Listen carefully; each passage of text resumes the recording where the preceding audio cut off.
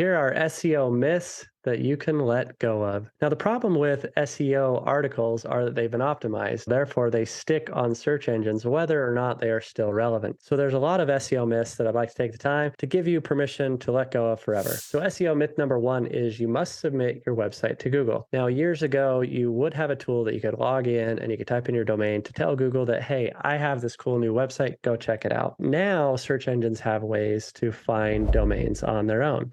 Now, the best way to do it is kind of a hybrid in between. You don't necessarily have to submit your website, but if you log in and create a free account at Google Search Console, in it, you can submit what's called a sitemap. So you can look up sitemaps. We have videos about that. There's plenty of articles on that. But if you have a popular website platform like WordPress or Shopify, in it has a sitemap, which will feed it's a content feed. You can go into Google Search Console, which is a portal that's kind of like a liaison between your website and Google. And in it, you can say, hey, Google, here's where to find all my content. So you no longer have to directly submit or pay to submit to search engines. You can help Google find your content within your website faster by submitting a sitemap through Google Search Console. Myth number two, meta keywords matter. Now, there's a difference between meta keywords and meta descriptions. Both of them will show up in the code of your website, but a meta description will help explain what a website is about.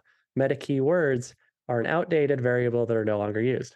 So meta descriptions are different than meta keywords. Meta descriptions will show up here in a search engine result. Those do have value, so don't get confused when we say meta. So meta descriptions help explain to consumers and leads in a search result what the page is about. Here's my recommendation, 2-sentence format. Sentence number one is, here's why this website is awesome and your value propositions. Sentence number two is call to action. Click now to solve this problem. Click now to buy the thing. Click to read more. Those are still valuable. They're not valuable in the sense that you stuff a lot of keywords in them anymore because marketers like to abuse things. Therefore, the value of that has been diluted. There is value in increasing your click-through rate. So that's why sentence number two, you have a call to action so you can compel a click-through. The more click-throughs you get, Google's likely to bump you ahead and give you the benefit of the doubt until that plateaus. So the more opportunity you have to increase that click-through rate, the more potential you have in visibility. Meta keywords are an old thing that would go in the code that would tell search engines what your page is about. The reason why it's not valuable anymore is because search engines can now understand your content and figure out on their own what a website is about. Google went on record as far back as 2008 or 2009 when Matt Cutts was the head of their search engine division. And what he said was, we flat out no longer look at meta keywords. So if you have any belief that meta keywords exist and are still a thing, it's because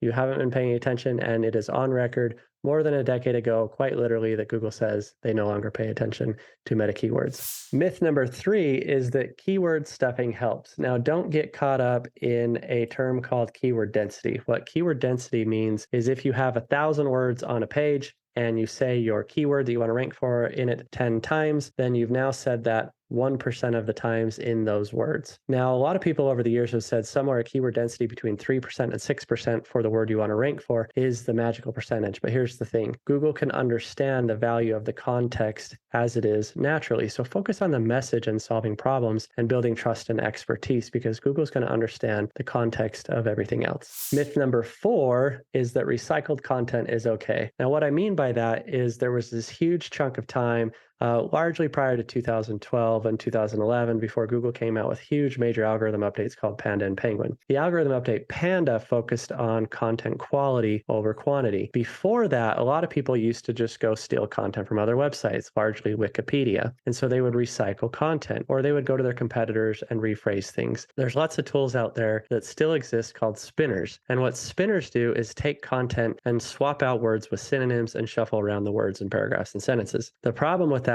is Google can catch on to those patterns now. And if Google detects that there's content that's been sourced from somewhere else, on its own, it's going to decide who was the original author based on maybe timestamp or credibility of the website. So if Google catches on that you have recycled content, it is going to penalize you and give all the credit to the other source that it found first anyway. Myth number five is low domain authority, or DA, is contagious.